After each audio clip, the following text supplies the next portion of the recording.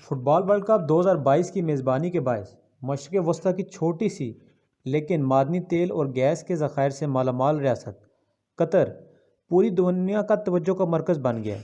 لیکن کیا آپ جانتے ہیں کہ 30 لاکھ نفوس آبادی پر مشتمل مشرق وسطیٰ کا یہ چھوٹا سا ملک صرف ایک صدی قبل یعنی 1922 میں عملی طور پر ایک غیر آباد سرزمین تھی۔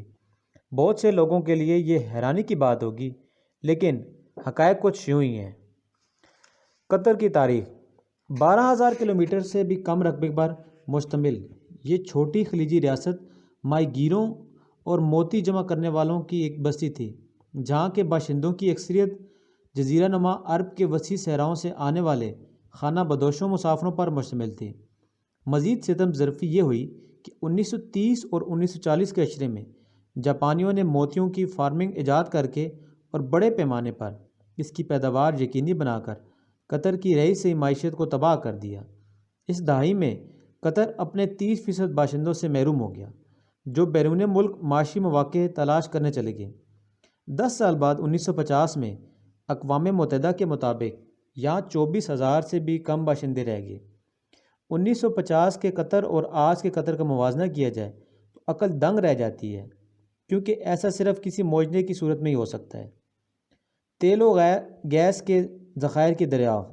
جی ہاں، قطر کی تبدیلی ایک معجزے کا ہی نتیجہ ہے، کیونکہ اسی دوران وہاں تیل کے ذخائر دریافت ہوئے، جن میں سے اس کا شمار دنیا میں تیل کے سب سے بڑے ذخائر پیدا کرنے والے شہر میں ہوتا ہے۔ اس کے بعد قطری خزانہ تیزی سے بھرنا شروع ہو گیا، اور یہ اس کے باشندوں کے لیے دنیا کے چند امیر ترین شہروں میں شامل ہونے کا نقطہ آغاز بھی ثابت ہوا۔ قطر میں جس وقت خام تیل کے ذخائر دریافت ہوئے تھے، اس وقت تک وہ ایک قوم کے طور پر وجود میں نہیں رکھتا تھا، اور یہ انگریزوں کے زیر انتظام قطر میں تیل کے اولین ذخائر 1939 میں ملک کے مغربی ساحل پر اور دوحہ سے تقریباً 80 کلومیٹر دور دخان میں دریافت ہوئے۔ تاہم اس تلاش سے فائدہ اٹھانے میں مزید چند سال لگ گئے۔ یہ دریافت دوسری عالمی جنگ کے آغاز میں ہوئی، جس کی وجہ سے 1949 تک تیل کی برآمد تعطیل کا شکار رہی اور فوری طور پر اس دریافت سے فائدہ نہیں اٹھایا جا سکا۔ تیل کی بڑھتی ہوئی صنعت کی کشش نے تارکین وطن اور سرمایہ کاروں کو قطر کی طرف متوجہ کیا، اور یوں اس کی آبادی میں اضافہ ہونے لگا۔ اس کے نتیجے میں 1950 میں 25,000 سے کم آبادی کے مقابلے میں 1970 تک یہ آبادی بڑھ کر 1 لاکھ سے تجاوز کر گئی۔ North field. 1 سال بعد برطانوی راج کے خاتمے کے بعد قطر ایک آزاد ریاست کے طور پر مستحکم ہو گیا۔ خوش قسمتی سے اسی دوران ایک اور معدنی دریافت نے قطر پر دولت کے نئے ذخائر کھول دیے۔ جی ہاں، یہ قدرتی گیس کی دریافت تھی۔ یہ 1971 کی بات ہے۔ یہ سمجھنے میں 14 سال اور درجنوں مشقیں لگی کہ نارتھ فیلڈ دنیا کی سب سے بڑی نان ایسوسیٹڈ قدرتی گیس فیلڈ تھی، جس میں دنیا کی معلوم گیس ذخائر کا تقریباً 10% حصہ موجود ہے۔ نارتھ فیلڈ تقریباً 6,000 کلومیٹر کے رقبے پر محیط ہے، جو پورے قطر کے نصف کے برابر ہے۔ آج قطر کے پاس روس اور ایران کے بعد گیس کے تیسرے بڑے ذخائر موجود ہیں۔ قطر گیس دنیا میں سب سے زیادہ ذرائع مائع قدرتی گیس پیدا کرنے والی کمپنی ہے۔ اسی صنعت کی ترقی کو قطری اقتصادی ترقی طور پر ایک اہم عنصر سمجھا جاتا ہے۔ 21ویں صدی میں قطر کی اقتصادی ترقی۔ دوستوں، 21ویں صدی کی آمد کے ساتھ ہی قطری اقتصادی ترقی میں تیزی دیکھنے کو ملی۔ صرف 2003 اور 2004 کے درمیان جی ڈی پی 3.7% کی شرح سے بڑھ کر 19.2% پر چلی گئی۔ 2006 میں معیشت میں 26.2% اضافہ ہوا۔ ماہرین کے مطابق اس کے بڑے ذخائر کی موجودگی عام طور پر انہیں نکالنے، مائع میں تبدیل کرنے اور ڈسٹریبیوشن انفراسٹرکچر سرمایہ کاری میں کئی گنا اضافہ ہوا، اور اس کے باعث برآمدات میں غیر معمولی اضافہ بھی ہوا۔ فی کس جی ڈی پی۔ یہ 1996 کی بات ہے، جب قدرتی گیس سے بھرا ایک کارگو قطر سے جاپان کے لیے روانہ ہوا۔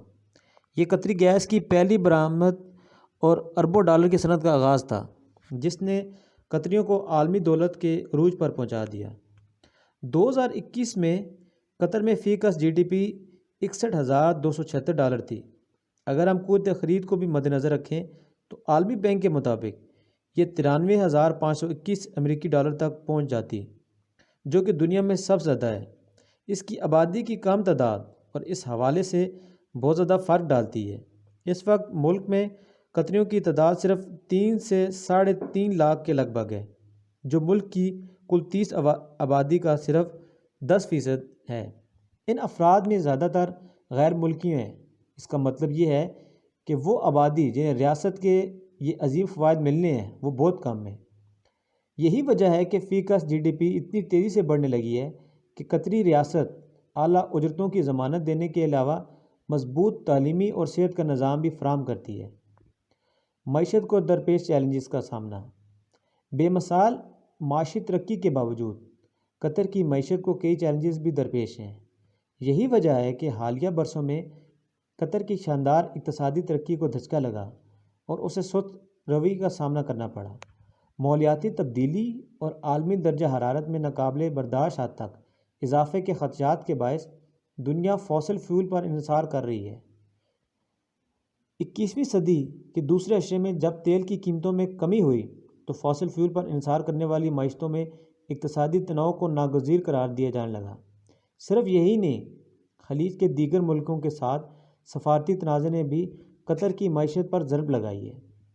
قطر کی دنیا میں سرمایہ کاری۔